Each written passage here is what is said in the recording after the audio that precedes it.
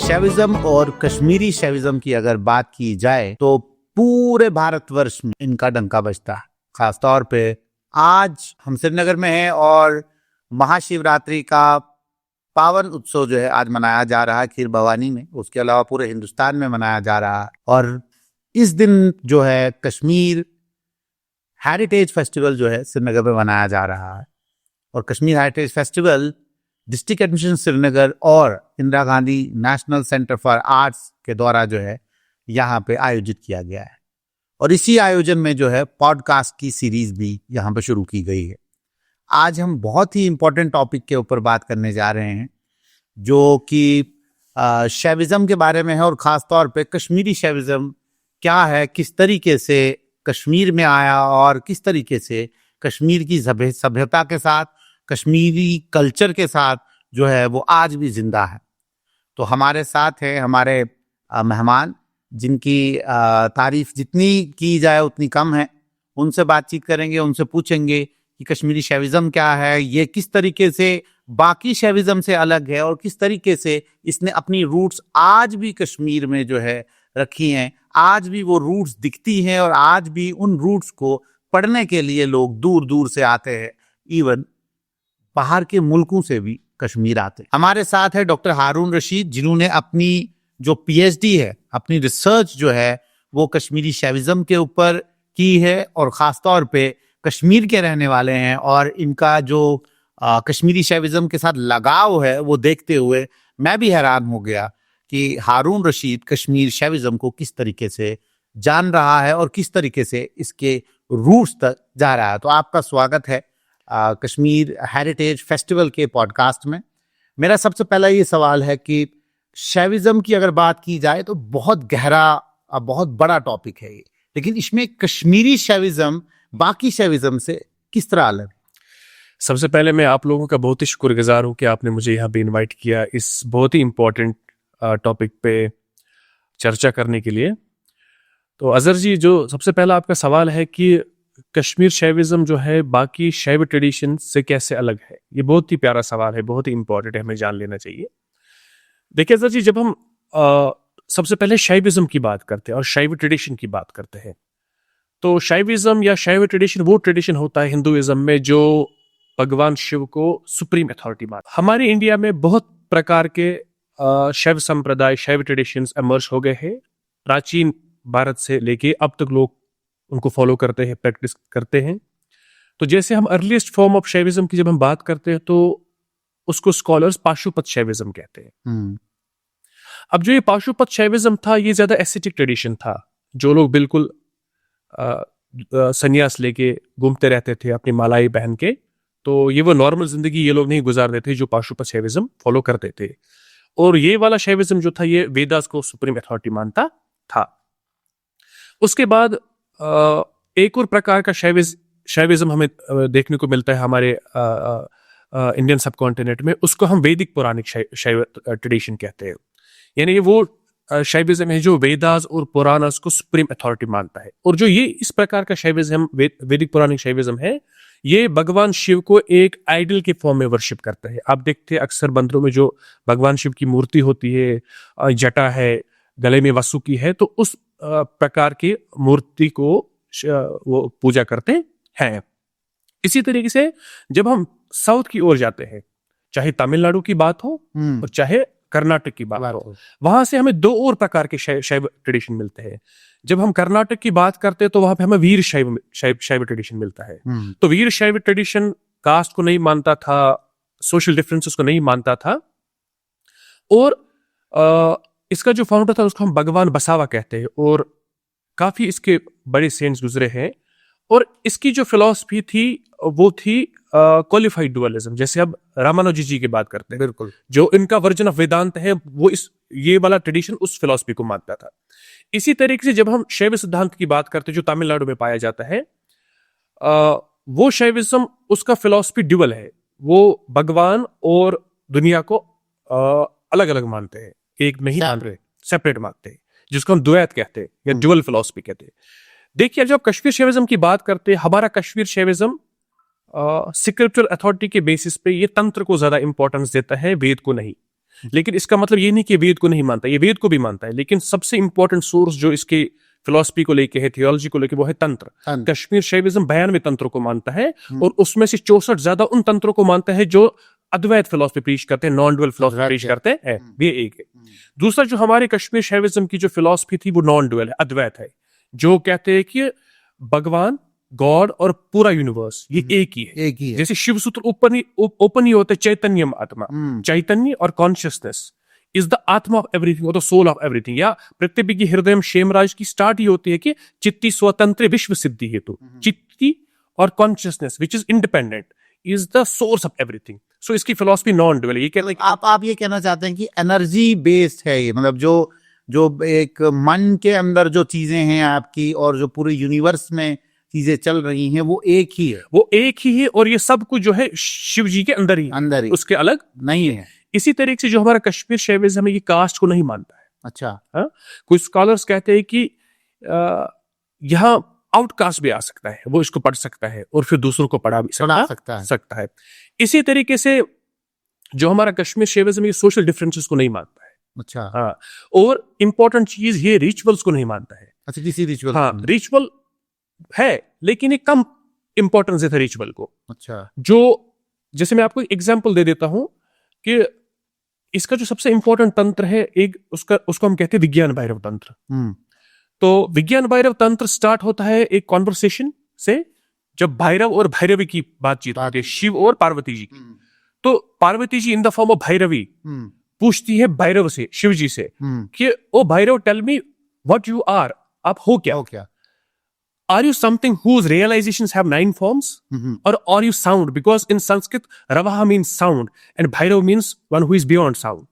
तो शिव जी कहते हैं कि ना तो मैं साउंड ही हूं, ना तो मैं मेरी रियलाइजेशन के 9 फॉर्म्स ही है, बल्कि अगर मुझे जानना है तो उनको अपने अंदर जाग के देखना पड़ेगा। और जो लोग मुझको ढूंढना चाहते हैं किस चीज में, रिचुअल्स में, यज्ञास में, they are into the severe intellectual error.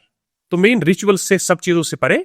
मतलब आप कहना चाहते हैं कि जो हिंदुइज्म में खास तौर पे जो त्योहार मनाए जाते हैं तो वो कश्मीरी शैविज्म में कहीं पे भी नहीं। त्योहार को हम फेस्टिवल कहते हैं। हाँ। लेकिन रिचुअल्स हो गए, मान लीजिए चलिए आज इसकी बलि चढ़ाते हैं, अच्छा, चलिए आज इस तरीके की ये करते हैं, तो वैसा कश्मीर से ज्यादा मानता नहीं। इसका स्कोप है, लिमिटेड स्कोप है, उस पर आगे बात करेंगे। लेकिन अल्टीमेट लेवल पे कहते हैं अपने अंदर जाग के अपना जो है फेस्टिवल्स ऐसे भी होते हैं जिन फेस्टिवल पे बाज़ाब्ता जो है बलि भी चढ़ाई जाती है। हाँ। जिन फेस्टिवल से ज्यादातर जो है कुछ ऐसे रिचुअल्स रखे गए, उसको नहीं मानता है, उसको नहीं मानता। ये एक्चुअली एक्सोटेरिक नहीं है, एसोटेरिक है। ये बोलता है कि भाई योग को ज्यादा इंपॉर्टेंस देता है। तो अगर आपको गॉड को ढूंढना है तो आप उसको अपने अंदर ही ढूंढिए। तो ये कुछ डिफरेंस है जो कश्मीर शैविज्म को बाकी शैविज्म से अलग करते हैं। लेकिन इसका मतलब ये नहीं कि बिल्कुल ही अलग है उनसे, यानी उनसे इसकी कुछ चीजें अलग है, लेकिन कुछ लेवल पे उनके साथ ही मिलता, जुड़ा हुआ भी है और अलग भी है, थोड़ा डिफरेंट लेकिन अलग नहीं है, पूरा अलग नहीं है। तो इसको पढ़ने के लिए लोग बाहर दूर दुनिया से भी आते हैं, बाहर के मुल्कों से भी आते हैं। देखिए अजहर जी, मैं आपको बड़ी इंटरेस्टिंग स्टोरी बताता हूँ। आजकल के दौर में जब हम वेस्टर्न फिलोसफीज को पढ़ते हैं, बिल्कुल है ना, मार्क्सिज्म हो गया, पोस्ट मॉडर्निज्म हो गया, या बाकी जो फिलोसफीज हैं, जब मैंने रिसर्च अपना स्टार्ट किया तो मैंने एक प्रोफेसर को मेल किया कि मुझे आप बताइए मैं इस विषय को लेके क्या पढूं। तो उसने कहा कि आप ऑक्सफोर्ड के प्रोफेसर एलेक्स सैंडरसन को पढ़िए। जब मैंने एलेक्स सैंडरसन की सीवी देखी, उन्होंने अपना ग्रेजुएशन जो है यूके से बेलियल कॉलेज से किया था। उसके बाद वो 7 साल यहाँ आए कश्मीर में। हमारे यहाँ पे आश्रम है, ईश्वर आश्रम, वहां पे हमारे स्वामी लक्ष्मण जो रहते थे। तो उनके पास उन्होंने 7 साल रह के ये चीज पढ़ी, पूरी पढ़ी। तो मैं हैंग हो गया, जब हम लोग यहाँ से वहां जा रहे, वहां से लोग यहाँ आ रहे है। फिर उसके बाद उनके अपने स्टूडेंट्स से जॉन ह्यूक्स या उनकी वाइफ वगैरह, उनके बच्चे, या ऐसे मार्क डिस्कोस की फॉरेन स्कॉलर है। इसी तरीके से बेटिना बोमर जी एक ऑस्ट्रियन स्कॉलर है जिन्होंने ये पढ़ा, पूरा लाइफ में ये अपनाया। तो भारत में कौन ऐसा स्कॉलर है जिसने कश्मीरी शैविज्म के ऊपर बहुत काम किया? हाँ, देखिए कुछ ऐसे स्कॉलर्स हैं पुराने और जो बड़े इंपॉर्टेंट। सबसे पहला जो इस पे काम किया उनका नाम है जगदीश चंद्र चैटर्जी। ये एक बंगाली स्कॉलर थे, यहाँ पे पोस्टेड थे, डायरेक्टर थे आर्काइव्स आर्कियोलॉजी में। तब उन्होंने कश्मीर शैविज्म पे सबसे पहली किताब लिखी अंग्रेजी पे। अच्छा। उसके बाद हम देखते हैं जयदेव सिंह एक बहुत बड़े स्कॉलर और म्यूजिशियन भी थे। उन्होंने अक्सर किताबों को जो कश्मीर शैविज्म पे है, जैसे शिव सूत्र है, पृथ्वी की हृदय है, उनको ट्रांसलेट किया इंग्लिश में। उसके बाद जब इंडियन स्कॉलर्स की बात करते तो बलजीनाथ पंडित जी एक बहुत बड़े स्कॉलर थे। इसी तरीके से बाकी स्कॉलर, लेकिन जो सबसे बड़े स्कॉलर थे जिनके पास सबने सीखा मॉडर्न टाइप से, वो है स्वामी लक्ष्मण जो ईश्वर आश्रम में रहते थे। पूरे इंडिया से, पूरे वर्ल्ड से लोग उनके पास आते थे, उनके पास पढ़ के सब इन्होंने यहाँ से ज्ञान प्राप्ति की। तो अब आप, मेरा सवाल यह है कि हिस्टोरिकल रूट्स अगर देखेंगे तो उसको वो कैसे दिखते हैं, किस तरीके से हिस्टोरिकल रूट्स हम जस्टिफाई करेंगे कि कश्मीरी शैविज्म जो है यहाँ अलाइव आज भी है और पहले भी उसके हिस्टोरिकल रूट्स इतने स्ट्रांग हैं कि आज तक उसके रूट्स जो है वो खत्म नहीं हुए? देखिए अजहर जी, ये सबसे प्यारा सवाल है और ये सवाल मेरे रिसर्च के विषय में सबसे महत्वपूर्ण था, क्योंकि मैं खुद हिस्ट्री का स्टूडेंट हूँ, ना तो मैं फिलोसफी का स्टूडेंट हूँ, ना तो मैं रिलीजन का स्टूडेंट हूँ। तो मैंने इस ट्रेडिशन को, कश्मीर शैविज्म को जो है हिस्टोरिकल पर्सपेक्टिव से स्टडी किया। देखिए मैं आपको अजीब एक चीज बताता हूँ कि जो भी अब तक लोगों ने इस पे काम किया है, पॉपुलर नैरेटिव ये है कि शिव सूत्र सबसे पहला तंत्र था कश्मीर शैविज्म का, तो वो 77 सूत्राज है।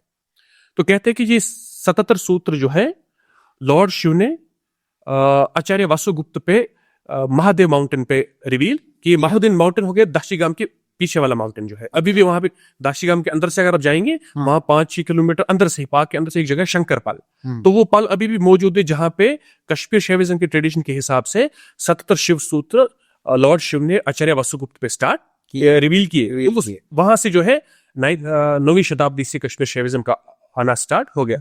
लेकिन मैंने फिर एक क्रिटिकल क्वेश्चन रेज किया कि कश्मीर शैविज्म को आने की क्यों जरूरत थी? आया तो देखिए, कोई चीज वैक्यूम में तो नहीं आती है ना। बिल्कुल बिल्कुल। हम यहाँ पे आए, हम तो खाली नहीं, कोई पर्पस था यहाँ। कश्मीर में ही क्यों, और कश्मीर में ही क्यों, वो इंपॉर्टेंट है। और ये आया और कश्मीर में क्यों आया? फिर जब मैं इसको थोड़ा रिलीजन से हटके, थियोलॉजी से हटके, इसको एक हिस्टोरिकल पर्सपेक्टिव से देख रहा था, कल्चरल हिस्टोरियन जो मेथोडोलॉजी अप्लाई करते हुए अप्लाई की, तो मैंने देखा एक्चुअली अजहर जी, कश्मीर प्राचीन भारत में जो इसकी लोकेशन थी वो 4 बड़े सभ्यताओं के बीच में थी। अच्छा। एक साइड से सेंट्रल एशियन सिविलाइजेशन थी, एक साइड से पर्शियन सिविलाइजेशन थी, एक साइड से हमारी इंडिक सिविलाइजेशन थी और एक साइड से चाइनीज सिविलाइजेशन थी। तो लोगों का आना in the form of traders, scholars, students, religious preachers, ये आना रहा। तो जब ये कश्मीर जो था ये कॉस्मोपोलिटन स्पेस बन गया, जहां पे आपको अलग अलग भिन्न भिन्न प्रकार के लोग मिले, अलग अलग कल्चर को फॉलो करते, सभ्यताओं को फॉलो करते, तो कश्मीर क्या हुआ कि वक्त के साथ साथ एक एकोमोडेटिव जगह बन गई। तो 7वीं शताब्दी में क्या हुआ, 7वीं शताब्दी में इतना इंटेलेक्चुअली इतना कल्चरली रिच हुआ कि कश्मीर शारदा पीठ बन गया, सेंटर फॉर ऑल द जो नॉलेज थी, चाहे वो रिलीजन की थी, चाहे फिलॉसफी की थी।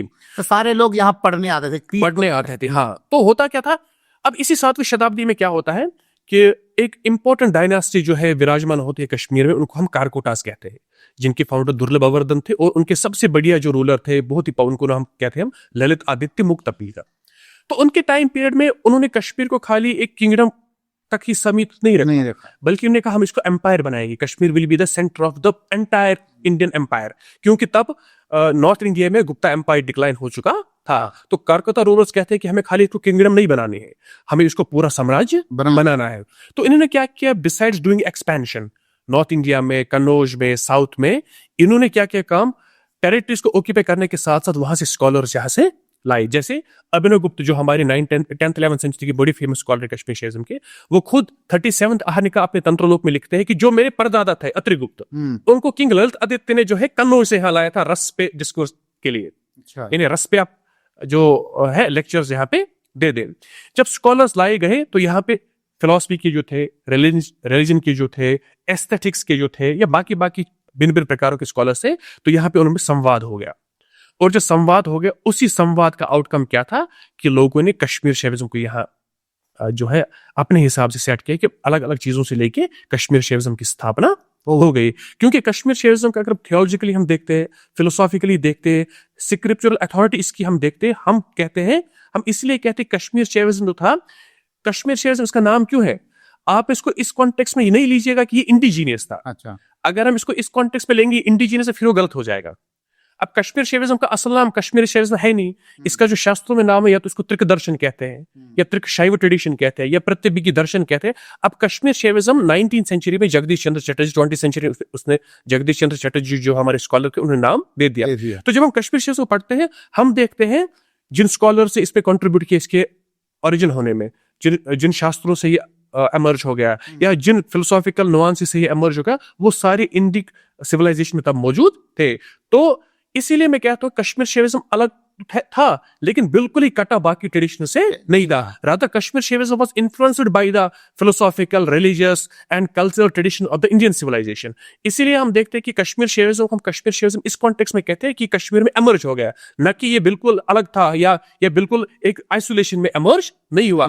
इसका एक अपना हिस्ट्री है 7th सेंचुरी से लेकर जब तक कि एमर्ज हो गया पूरे अलग अलग इंडिया की रीजन्स के साथ, जहां इंडिया से स्कॉलर्स आए, तंत्र आया, फिलोसफीज आई और इसके बनने में, इसके ओरिजिन में होने की मदद की। लेकिन ये सस्टेन कैसे किया खासतौर पर, क्योंकि जहां तक अगर पूरा तारीख का अगर जितने भी पन्ने खोलें तो उन तारीख के पन्नों पे यही दिखता है कि या तो कोई समुदाय इसको लेके चला, किसी भी ट्रेडिशन को लेके चला, या किसी पर्टिकुलर समुदाय ने उसका बीड़ा उठाया और उसके बाद वो ट्रेडिशन चलती रही। तो कश्मीरी शैविज्म जो है वो किस कम्युनिटी ने, किस समुदाय ने जो है उसका बेड़ा उठाया और आज तक उसके जो रूट्स है वो दिखते हैं। देखिए एक्चुअली ब्रॉडर पर्सपेक्टिव में जब हम देखते हैं जिसको मॉडर्न डे हिंदुइज्म कहते हैं या आप सनातन धर्म कहेंगे अप्रोप्रिएट टर्म्स में, तो ये उसी का एक हिस्सा है। ये उसी का एक हिस्सा है। इसका अपना थियोलॉजी अपना है, फिलॉसफी अपना है, अपना एक हिसाब है लोगों तक बात पहुंचाने का। तो लेकिन ब्रॉडर लेवल पे जब हम देखते हैं ये हिंदुइज्म का ही पार्ट है, सनातन धर्म का ही एक पार्ट है। और जब जहां तक इसकी सस्टेनेंस की बात है, हम देखते हैं जब ये 9वीं शताब्दी में जो है स्टार्ट हो गया उत्पल देव वसुगुप्त जी से, तो वसुगुप्त जी पे शिव सूत्र रिवील हो गए, वहां से स्टार्ट। लेकिन फिर जो उनके स्टूडेंट्स थे उन्होंने इस संप्रदाय को आगे बढ़ाया, जैसे सोमानंद जी है। सोमानंद जी जो वसुगुप्त जी के स्टूडेंट थे, उन्होंने जो है इस पे इसकी फिलॉसफी काम किया, उन्होंने शिवा दृष्टि लिखी। क्या इनका कोई स्कूल था यहाँ कश्मीर में जिस स्कूल ऑफ थॉट में जो है इसको आगे बढ़ाया, या कुछ स्कॉलर से जो सिर्फ इस चीज को आगे बढ़ा रहे थे कि कहीं डिमिश ना हो जाए कश्मीरी शैविज्म, और उसको आगे दूसरे स्कॉलर जो है कैरी ऑन करते? बिल्कुल, स्कूल का तो मुझे उतना रेफरेंस नहीं मिला, लेकिन जो स्कॉलरली ट्रेडिशन था उसका वो काफी क्रोनोलॉजिकली हमें मिलता है। जैसे 9वीं शताब्दी में वसुगुप्त जी थे, उसके बाद सोमानंद जी आ गए, फिर 10वीं शताब्दी में उत्पल देव जी है, उन्होंने काफी इंपॉर्टेंट टेक्स्ट लिखी इसकी फिलॉसफी, उसको हम ईश्वर प्रत्यभिज्ञ कार्य का कहते हैं। उसके बाद आगे अभिनवगुप्त महाराज, तो उनका बड़ा एक रोल है, वो एस्थेटिशियन भी थे, ग्रामेरियन भी थे, लिटरेरी क्रिटिक भी थी और फिलोसफर भी थे। फिर अभिनवगुप्त जी के बाद जो है उनके स्टूडेंट शेमराज आए जिन्होंने प्रत्यभिज्ञ हृदय लिखी या परा प्रवेश का लिखी। उसके बाद जो सबसे इंपॉर्टेंट इसकी जो फिगर थी जिसने इस ट्रेडिशन को कश्मीरी लैंग्वेज में प्रीच किया, वो थी 14th सेंचुरी की सेठ पोएट ललदेद। हाँ, ललदेद इसी संप्रदाय की एक सेठ पोएटिस थी। अब जो संप्रदाय संस्कृत में था जो प्रीच कर रहे थे बाकी स्कॉलर्स, उसने उस संप्रदाय को कश्मीरी जबान में लाया और वाक्स अपनी पोइटिक क्वार्टर्स को इस्तेमाल किया इसकी मैसेज पहुंचाने के लिए। तो Lal Ded has been a very important part. अब आप ये कहना चाहते हैं कि वो बहुत बड़ा नाम है कश्मीर का, ललदेद, वो कश्मीरी शैविज्म की ट्रेडिशन को ही उन्होंने आगे बढ़ा? बिल्कुल, उन्होंने वही आगे बढ़ाया। तो अब आप मुझे बताएं कि इस कश्मीरी शैविज्म का सेंट्रल थीसिस क्या है, अगर इसका कोई निचोड़ निकालना चाहे तो क्या है इसका निचोड़? देखिए, इसकी फिलॉसफी का निचोड़ के ये कहता क्या है, ये हमें समझाना क्या चाहता है। कश्मीर शैविज्म कहता है कि एंटायर कॉस्मोस, पूरी दुनिया, आप, मैं और यूनिवर्स, पूरी यूनिवर्स और गॉड, जिसको परमशिव कहो, सदाशिव कहो, चैतन्य कहो, चित कहो, ये सब एक है।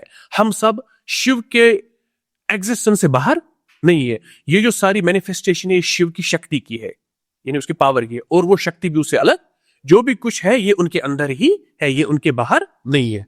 लेकिन फिर सवाल आता है, कहता है कश्मीर शैविज्म की अब जब सब एक ही है ना, व्हाट इज कश्मीर शैविज्म? नर शक्ति शिवात्मकम त्रिकम, इट्स ए योग ऑफ कॉम्बिनेशन ऑफ नर शक्ति और शिव।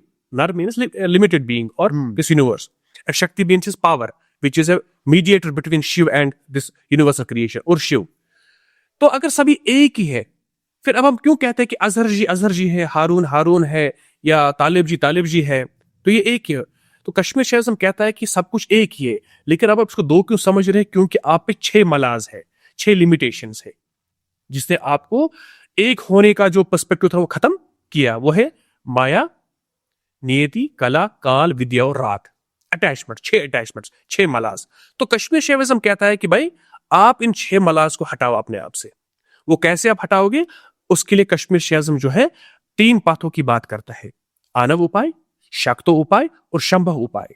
यानी आनव उपाय उनके लिए जो दुनिया से ज्यादा कंसर्न है, शाक्तो उपाय उनके लिए जो 50% दुनिया के साथ है और 50% गॉड के साथ, और शंभव उपाय उनके साथ जो ज्यादा गॉड के साथ अपना इंक्लिनेशन रखते हैं। ये डिविजन्स की गई हैं। नहीं, ये पाथ्स है। ये पाथ यानी पाथ एक इंसान की कैपेसिटी के हिसाब से उसको किस पाथ पे चलना चाहिए। लेकिन कश्मीर शैविज्म कहता है कि गॉड रियलाइज होने के लिए, अपने आप ये रियलाइज होने के लिए कि मैं एक ही हूं, इन पाथों की भी जरूरत नहीं है। कश्मीर शैविज्म कहता है there is one more path which is अनउपाय, पाथलेस पाथ। वो कोई पाथलेस पाथ, वो कोई पाथ है नहीं। तो कश्मीर शैविज्म के जब आप इन पे चलोगे तो क्या होगा, ये मल हट जाएंगे। तो क्या होगा, प्रत्यभिज्ञान होगा, यानी रिकॉग्निशन होगा, जिसको कश्मीरी में हेस कहते हैं। तो आपको पता चल जाएगा कि आप और ईश्वर अलग नहीं है। तो कश्मीर शैविज्म कहता है कि भाई जो लोग ये समझते हैं मैं और गॉड, मैं और परमशिव अलग है, उनको चाहिए अपने जो मलाज है, जो आपको ये चीज बता रहे हैं कि अलग अलग है, उस पर काम करिए और उनसे निकलिए और अपना जो है जो इंडिविजुअल सेल्फ है वो यूनिवर्सल सेल्फ के साथ मैनिफेस्ट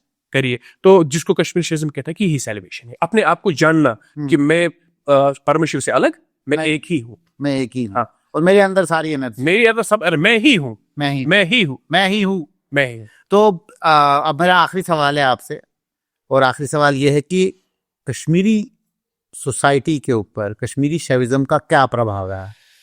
देखिए अजहर जी, ये बहुत इंपॉर्टेंट सवाल है और इसको काफी लोग नेग्लेक्ट भी करते हैं। वो ऐसा है कि कश्मीर शैविज्म का, जैसे मैंने कहा कि 14वीं शताब्दी तक जो ये सीमित था एक संस्कृत भाषा में, एक पर्टिकुलर क्लास में, क्योंकि फिलोसॉफिकल ज्यादा था। तो आम रेडियो वाले को, आम दुकानदार को, उनको फिलॉसफी वो नहीं समझ पाते। लेकिन हमारे लाल देवदत्ती 14वीं सेंचुरी की सेड पोइटस, उन्होंने इसको कश्मीरी में लोगों तक पहुंचाया, जो सबसे बड़ा कश्मीरी शैविज्म को। हाँ, कश्मीरी शैविज्म को। जैसे मिसाल के तौर पर कश्मीर शैविज्म कहता है कि अगर आप गॉड को बहुत सारे नामों से पुकारते हो, परमशिव, सदाशिव, ईश्वर, जैसे उत्पल दीन जी लिखते हैं कि ईश्वर बहिर उन्मेषो निमेषो नथा सदाशिव, कि आप बाहर से ईश्वर हो, अंदर से सदाशिव हो, लेकिन ये सब आपके एग्जिस्टेंस को डिफाइन नहीं करते, ये सब तो आपके क्वालिटीज है। तो लाल देवता ने यही बात कही कश्मीरी में, कहा कि गुरस पृछुम सलेडे यस्न की वना तस क्या ना प्रथान प्रथान थचिस तुलूसुस क्या हसने शिकायत हमरा। I asked hundreds of times to my guru कि जिसका कोई नाम है नहीं वो है क्या, फिर वो है। तो कहते गुरु भी चुप हो गया और उस चुप में ही मुझे जवाब मिला। तो ललदत ने जब ये कश्मीर शैविज्म प्रीच कर रही थी लोगों तक, बियॉन्ड कास्ट, कलर, क्रीड, क्योंकि उन चीजों को मानता ही नहीं था, कोई भी आ सकता था। ये वो टाइम था कश्मीर हिस्ट्री का जब सेंट्रल एशिया से यहाँ सूफी आ गए, कुबरेवे आए थे, सुहरवर्दी आए थे, तब वो यहाँ पे इस्लाम फैलाने का काम कर रहे थे। अब जब उनका संवाद चाहे डायरेक्ट है चाहे इनडायरेक्ट इस यहाँ के ट्रेडिशन से हुआ, जो यहाँ का कश्मीर शैविज्म था या बाकी हिंदू और बुद्धिस्ट ट्रेडिशन थे, उनसे संवाद हुआ, तो उसका एक आउटकम निकला। वो आउटकम निकला ऋषिइज्म कश्मीर का, जिसको फाउंड किया शेख नूरुद्दीन रहमतुल्लाह अलैह ने 15वीं शताब्दी में। अब सोचने की बात यह है, ऋषि का जो शब्द है ये संस्कृत लेक्सिकन, बिल्कुल न कि पर्शियन और हिंदी का, बिल्कुल ठीक है। तो जिसका मतलब होता है सेंट। अभी ऋषि थे कौन? ऋषि एक ग्रुप था कश्मीर में जो नेगेटिव थियोलॉजी को मानते थे। वो मैं आपको एक्सप्लेन करूं वो क्या होता है। नेगेटिव थियोलॉजी ये थियोलॉजी होती है जो गॉड को अंडरस्टैंड करते हैं थ्रू नेगेशन। यानी उसका मतलब यह है कि वो गॉड को कंसेप्चुअलाइज नहीं करते किसी चीज में। वो कहते सूरज भी गॉड नहीं है, पेड़ भी गॉड नहीं है, इसके परे गॉड को ढूंढना स्टार्ट करते थे।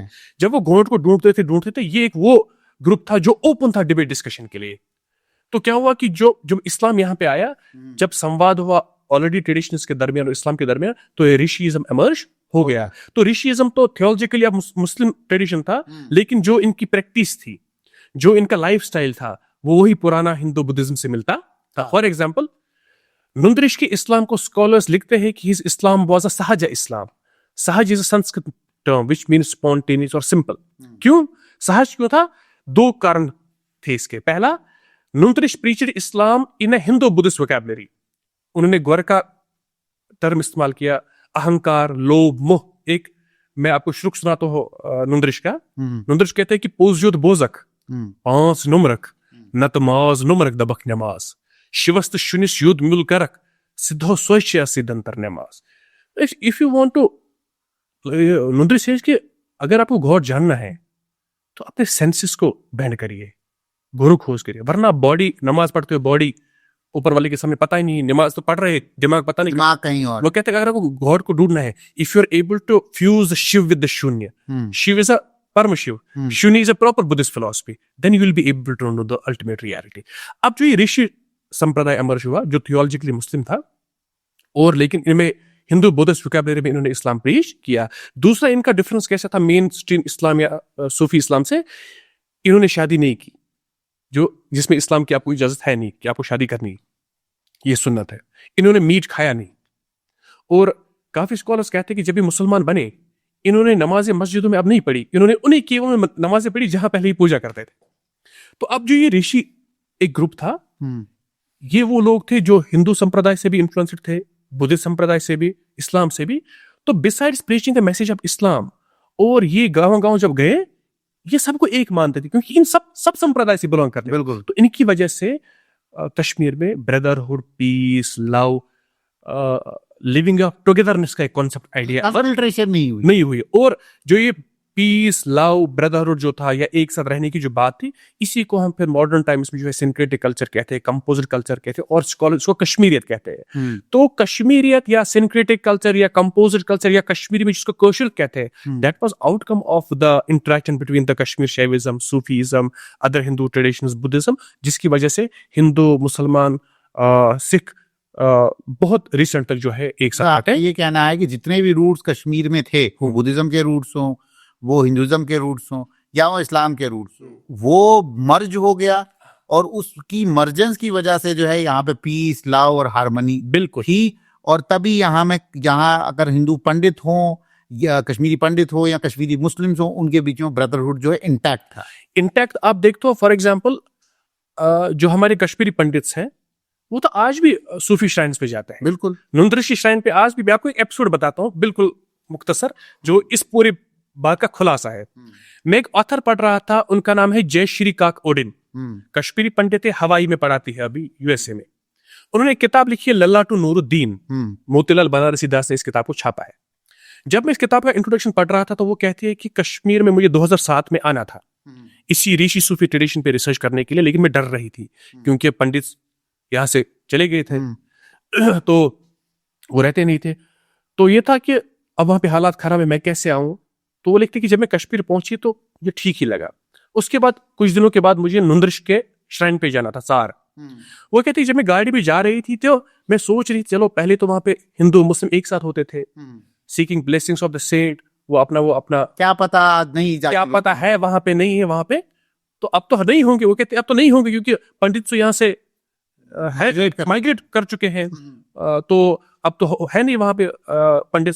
क्या कि जब मैं वहां पहुंची मैंने फिर से पंडित और मुस्लिम वहां पे देखे, तो शी सेज कि I was shocked and I began to enquire from the सज्जादा नशी जो वहां पे सार बिल्कुल है जो कि ये क्या माजरा है। तो सज्जादा नशी ने उसको बड़ा ब्यूटीफुल आंसर दिया है, कहा कि Jayashree, it's always intellect which divides people and it's only love which unites. तो जो ये लव था ना, ये इसी मतलब ये मिश्रण था, हर चीज का मिश्रण था। तभी कश्मीर में खास तौर पे जितने भी लोग हैं, वो यहाँ पे जितने भी सूफी रहे हों, हाँ। या जितने भी जो है ऋषि रहे, संत रहे हो, वो आपस में वाद विवाद करते थे, हाँ। लेकिन वो डायलॉग होता था, डिबेट कभी नहीं होती। हाँ, वो डायलॉग होता था ताकि किसी रियलिटी पे पहुंचे। अच्छा, एक और मैं आपको इंपॉर्टेंट बात बताना चाहता हूँ। हमारे कश्मीर में एक पोएटिक ट्रेडिशन उठा है जिसके हम सूफी, ऋषि या संत ट्रेडिशन कहते हैं, शायरी का, ठीक है। इट स्टार्ट्स विद द ललदेद, उसके बाद नुंद्रिश, आते आते 20वीं सदी तक इसमें क्या था, वहाब खार, शम्स फकीर, कृष्णजू राजदान, मास्टर जिंदराल कोल। अब अजीब चीज देखोगे, जो इसमें हिंदू से ना, हिंदू पोइट्स वो मुस्लिम वोकैबुलरी इस्तेमाल करते हैं। अच्छा। और जो मुस्लिम्स थे वो हिंदू वोकैबुलरी इस्तेमाल करते थे। मतलब ये तहजीब थी यहाँ की, कश्मीर की ये तहजीब थी, और आगे भी हम जो है जरूर इस तहजीब को बरकरार रखेंगे और आपको ऐसे ही लोगों से मिलाते रहेंगे, बातचीत करते रहेंगे, और कश्मीर की हकीकत जो है आपके सामने जरूर लाएंगे। लेकिन बहुत ही प्यारा और बहुत ही अच्छा आज मौजू था कि कश्मीर शैविज्म क्या है, इसके रूट्स कहाँ हैं, ये किस तरीके से पनपा और किस तरीके से कश्मीर में आज भी जिंदा है और उसको जिंदा रखने वाले लोग कौन हैं और वो लोग आज क्या कर रहे हैं। तो ये पॉडकास्ट था जो कश्मीर हेरिटेज फेस्टिवल में किया गया है, जिसमें Srinagar administration, district administration Srinagar और Indira Gandhi national centre for arts ने ये मुनक्किद किया है और कोशिश है और इस कोशिश को आगे भी जो है बरकरार रखा जाएगा।